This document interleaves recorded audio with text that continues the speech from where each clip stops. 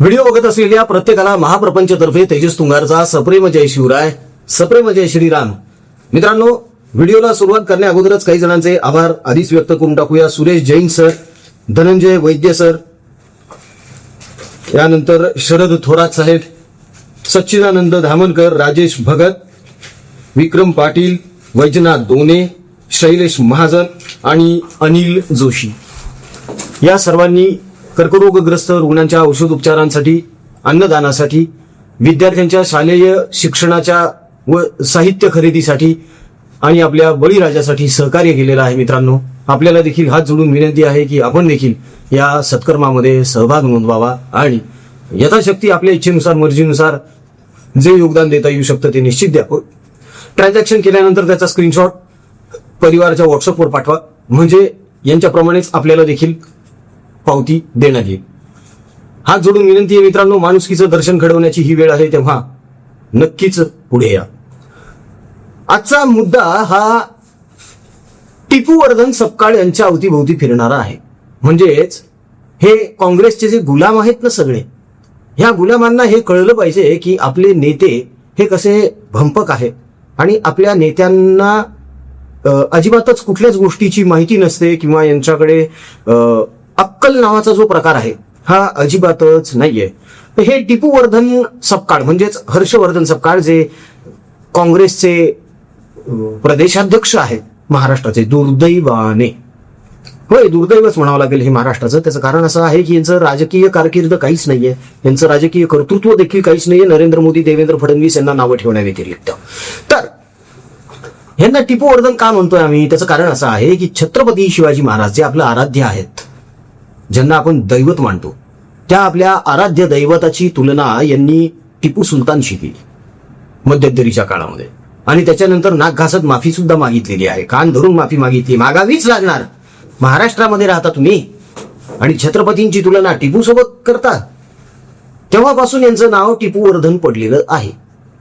तर या टिपू वर्धन सपकाळ यांनी पुन्हा एकदा अकलेचे तारे तोडलेले आहेत. मित्रांनो, यांचं म्हणणं असं आहे की बांगलादेशमध्ये जे सत्तांतर झालेलं आहे ते भारतामुळे झालेलं आहे आणि शेख हसीना यांची जी गच्छंती झाली त्यामागे देखील भारताचा हात आहे. आता हे कसं यांनी सिद्ध केलेलं आहे किंवा यांना सिद्ध करण्याचा कसा प्रयत्न केला या लोकांनी, यातूनच यांचं अज्ञान, यांची नसलेली अक्कल दिसून येते. तेव्हा एकदा टिपू वर्धन सपकाळ नेमके काय बोललेले आहेत ना ते आपण बघून घेऊया. तत्कालीन त्या पंतप्रधान शेख हसीना यांनी वारंवार विनंती केल्या, अत्यंत गडगडून ज्याला म्हणतात तशा स्वरूपामध्ये कांदा मागितला, मात्र आपण दिला नाही. परिणाम स्वरूप बांगलादेशाने भारताकडून कांदा करण्याची जी परंपरा होती, पारंपरिक आपला जो ग्राहक होता, त्यांनी इतर पर्याय शोधले आणि भारताच्या ऐवजी आता बांगलादेश जो आहे इतर देशातून हा कांदा खरीद आहे. या सगळ्या खेळात काय झालं तर भारतातल्या धर्मांधांनी, अर्थात भारतीय जनता पक्षाच्या लोकांनी बांगलादेशातल्या धर्मांध लोकांना प्रोत्साहन मिळाले, त्यांचा अजेंडा हा कुठेतरी पुढे जाईल, अशांतता तिथे होईल, दंगली होतील, म्हणून बांगलादेशामध्ये कांद्याच्या नावावर एक असंतोष निर्माण केला आणि त्याचा परिपाक म्हणजे पुढे जाऊन त्या ठिकाणी सत्ता उलथवून टाकण्यात झाला. त्यामुळे भाजपने बांगलादेशाची जी तिथल्या एकंदरीत जी अशांतता आणि दंगलखोर लोकांना कुठेतरी मदत कांदा निर्यातीच्या माध्यमातून केलेली आहे. टिपू वर्धन सपकाळ जे काही बोललेले आहेत त्याचं मला अजिबात आश्चर्य वाटलेलं नाहीये. त्याचं कारण असं आहे, काँग्रेसची ही नीतीच आहे, हे धोरणच आहे यांचं की काहीही जरी घडलं, जगात काहीही जरी घडलं तरी त्याचं खापर भाजपवर फोडायचं, नरेंद्र मोदींवर फोडायचं. आता यांचं काय म्हणणं आहे की शेख हसीना ह्या वारंवार भारताकडे विनंती करत होत्या की आमच्यासोबत ट्रेड करा, कांदे पाठवा, कांद्याचं निर्यात करा बांगलादेशामध्ये. मात्र भारताने, आपल्या देशाने बांगलादेशामध्ये कांद्याची निर्यात केली नाही, त्यामुळे तिकडचे तरुण भडकले. बघा कुठला संदर्भ कुठं लावतोय हा माणूस. कांदा भारताने निर्यात केला नाही बांगलादेशमध्ये म्हणून तिथले तरुण भडकले, रस्त्यावर उतरले, आंदोलनं केली, तिथे दंगली झाल्या. कशामुळे? कांद्यामुळे. बरं का, कांद्यामुळे झालंय हे सगळं, कांद्यामुळे झाला बांगलादेशचा वांदा, असं ह्या टिपू वर्धन सपकाळचं म्हणणं आहे. तर हे तरुण कांदा नसल्यामुळे रस्त्यावर उतरले आणि मग त्यांनी सरकार विरोधामध्ये आंदोलन केलं आणि मग तिथे सत्तांतर झालेलं आहे, सत्ता पालट झालेला आहे. मला एक कळत नाही, कांद्यामुळे असं कसं होऊ शकतो? कांदा नाहीये म्हणून सत्तांतर? यांना हा संदर्भ इकडे लावायचा महाराष्ट्रामध्ये. कारण नुकतंच 2 दिवसांपूर्वी यांनी आंदोलन छेडलं नाही, हे टिपू वर्धन सपकाळ कांदा आंदोलन करायचं म्हणून, भाषण करायचे म्हणून, निषेध व्यक्त करायचा म्हणून निघाले होते आणि बैलगाडी घेऊन निघाले. बरं का, हे बैलगाडीवर बसले टिपू वर्धन आणि बैलगाडी घेऊन निघाले त्या आंदोलनाच्या ठिकाणी जाण्यासाठी. मात्र वाटेतच ते बैल उधळले, टांगापलटी घोडे फरार अवस्था झाली होती टिपू वर्धन सपकाळांची. त्या मुक्या जनावरांना देखील कळलं की बेअक्कल माणूस आपल्या गाडीवर बसलेला आहे म्हणून. हे नको रे बाबा, याचा वाणगुण आपल्याला लागायला नको, म्हणून ते बैल सुद्धा तिथून निघून गेले. बघा, मुक्या जनावराला सुद्धा कळतं, पण आपल्याकडच्या काही भंपक गुलाम मानसिकतेच्या मतदारांना हे कळत नाही की या हलकट काँग्रेसला बाजूला ठेवलं पाहिजे. मी परत एकदा हाच शब्द उच्चारणार आहे की काँग्रेस हा नीच आणि हलकट लोकांचा कंपू आहे. हे देशद्रोही आहेत. होय, तो दिग्गी राजा, भगवा आतंकवाद शब्द काढतात हे लोक मध्येच. वामपंथी लोकांना पुढे करून आंदोलन करतात देशामध्ये. ते मध्ये जे दिल्लीला शेतकरी आंदोलन झालं होतं ते काँग्रेस प्रणितच होतं ना सगळं, अख्खं फंडिंग सगळं तिकडूनच होतं ना साहेब. असं काय करताय? आता यांचं म्हणणं असं आहे की कांद्यामुळे बांगलादेशामध्ये जसं सत्तांतर झालं तसंच महाराष्ट्रामध्ये होणार आहे. अरे बाबा, 232 पेक्षा जास्त संख्याबळ आहे महायुतीचं, कसं सत्तांतर होईल महाराष्ट्रात? नाही होऊ शकत. यांना असं वाटतंय की कांदा प्रश्नावरून राष्ट्रपती राजवट लागेल. अरे राष्ट्रपती राजवट नाही लागू शकत कांदा प्रश्नावरून. आणि देवेंद्र फडणवीस यांनी स्पष्ट सांगितलेलंच आहे ना की कांद्याचा प्रश्न सोडवण्यासाठी सगळ्या यंत्रणा सर्वतोपरी प्रयत्न करत आहेत, म्हणून नाफेडनं आता मोठ्या प्रमाणावर कांदा खरेदी सुरू केलेली आहे शेतकऱ्यांकडून. आपल्या देशाचे जे सहकार मंत्री आहेत, गृहमंत्री आहेत अमित शहा, त्यांनी सुद्धा या प्रश्नावर लक्ष वेधलेलं आहे आणि ते सुद्धा यामध्ये तोडगा काढतच आहेत. पण येन केन प्रकारेनं काही करून शेतकऱ्यांची माथी भडकवायची, त्यांच्या डोक्यामध्ये काहीतरी हे असले गोष्टी टाकायच्या, आंदोलनं करायची, त्यांना फुकटचे सल्ले द्यायचे की कांदा फेकून द्या, रस्त्यावर टाका, जाळून टाका. रोहित पवारनं सुद्धा असाच सल्ला दिलेला आहे. आणि यांच्या नादी लागून स्वतःचं नुकसान हे लोक करून घेऊ लागले. अनेक जण तर थारा पण देत नाही. ते बघितलं आंदोलन त्या दिवशी, त्याचे सगळे व्हिडिओ फुटेज सुद्धा चेक केले मी स्वतः. गर्दीचा कुठेच पत्ता नाही. सगळे भाड्याने आलेले लोक वाटत होते तिथे, घोषणा देणारे सुद्धा. अशी यांची अवस्था झालेली आहे सध्या. फक्त महाराष्ट्रातच नाही तर देशभरामध्ये अशीच अवस्था झालेली आहे यांची.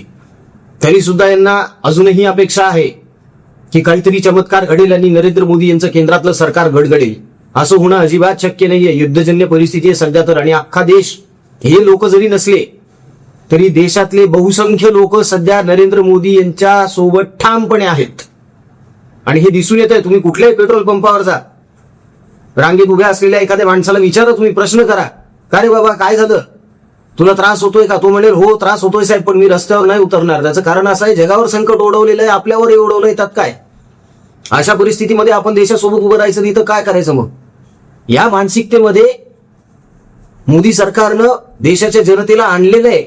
आणि हे या लोकांचं सगळ्यात मोठं दुखणं आहे मित्रांनो. बांगलादेश, श्रीलंका, नेपाळ यांच्या या देशांमध्ये ज्याप्रमाणे सत्तांतर झालेलं आहे, अराजक माजल्यानंतर सत्तांतर झालंय, तिथे जाळपोळ झाली आहे, दंगली झालेल्या आहेत, कित्येक खून, हत्या, मर्डर झालेले आहेत. तसं काहीतरी आपल्या देशामध्ये अघटित घडावं अशी या लोकांची मनीषा आहे, अशी या लोकांची इच्छा अपेक्षा आहे, महत्वाकांक्षा आहे, असं म्हटल्यास अवघड ठरू नये मित्रांनो.